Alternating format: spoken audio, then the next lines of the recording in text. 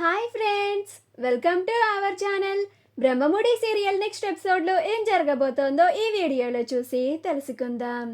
కనకం versus Sastry అసలేం జరిగింది అని తెలుసుకోవడానికి ఈ వీడియోని స్కిప్ చేయకుండా ఎండ్ వరకు చూసేయండి.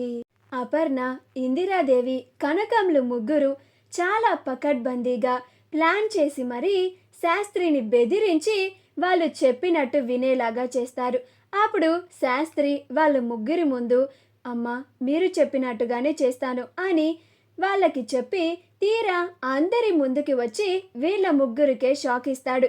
యామిని వాళ్ళకి మీ పెళ్ళి ఖచ్చితంగా జరిగేలాగా నేను చూస్తాను అని అంటాడు. ఆ మాట వినగానే కనకం, అపర్ణ, ఇందిరాదేవులు ముగ్గురు షాక్ అయిపోతారు. అప్పుడు కనకం, ఇదేంటి వదిన, ఈ బండోడు మనకి ఇంత షాక్ ఇచ్చాడు, ఆ యామినికి షాక్ ఇస్తాడనుకుంటే మనకి ఇలాగ రివర్స్ అయ్యాడేంటి అని అంటుంది. అప్పుడు అపర్ణ, నాకు అదే అర్థం కావడం లేదు కనకం అని అంటుంది.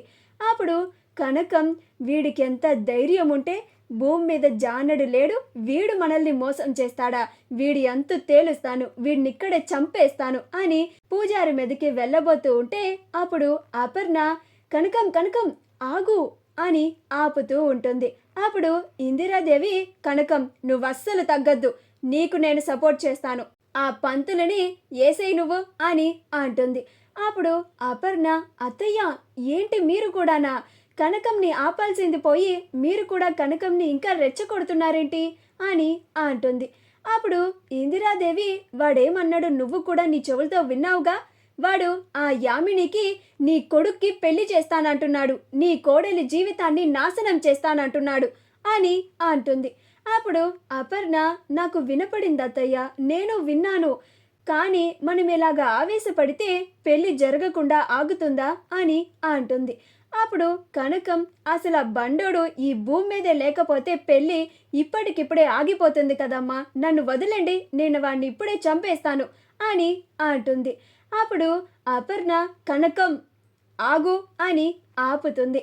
అప్పుడు కనకం, ఏంటమ్మా మీరు మరీ ఇంత మంచి వాళ్ళలాగా ఉంటే ఎలాగ చెప్పండి, వాడు మన ముందు మనం చెప్పినట్టుగా వింటానని మాట ఇచ్చి ఇప్పుడు అందరి ముందుకు వెళ్ళి ఆ యామిని వాళ్ళకి అనుగుణంగా ప్రవర్తిస్తున్నాడు, మళ్ళీ వేరే ముహూర్తం పెడతాడంట వీడి మొహానికి అని అంటుంది.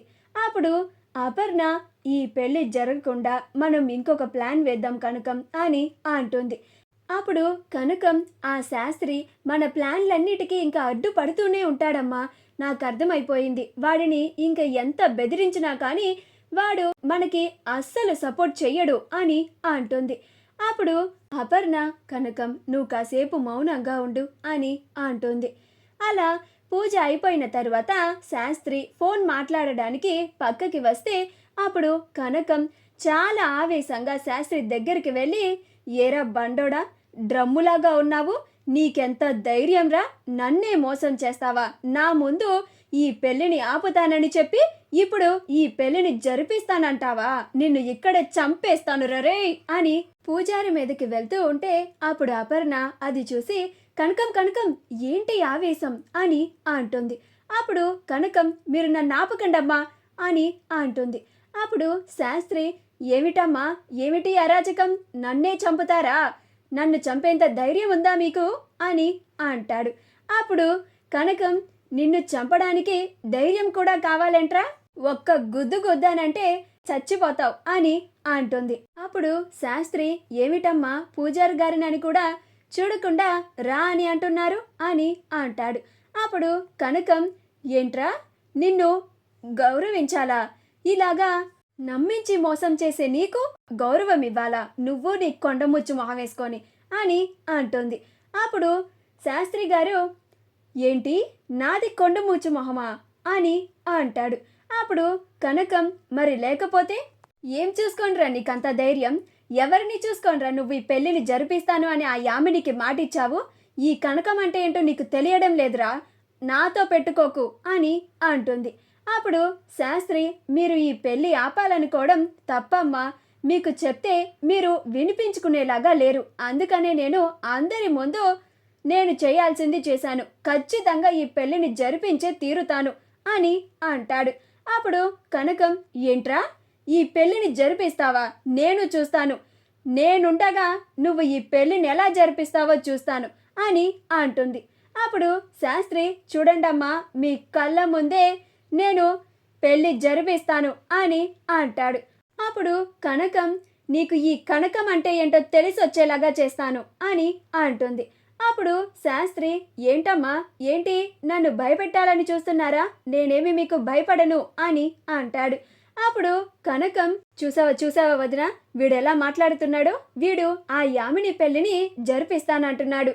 అది కూడా నేను ఉండగా. నేను అందుకే వీడిని చంపేస్తానని చెప్పాను. మీరే నన్ను ఆపుతున్నారు అని అంటుంది. అప్పుడు శాస్త్రి, ఏంటమ్మా, పెళ్లి జరిపిస్తానంటే నన్ను చంపేస్తానంటారా? అమ్మో అమ్మో, ఎంత ఘోరం, ఏంటి విడ్డూరం అని అంటాడు.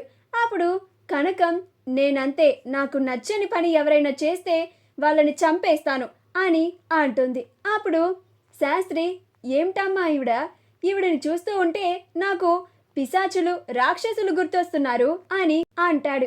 అప్పుడు అపర్ణ, ఏంటి, మా కనకాన్ని పట్టుకొని పిశాచి అంటావా, రాక్షసులు అంటావా అని అంటుంది.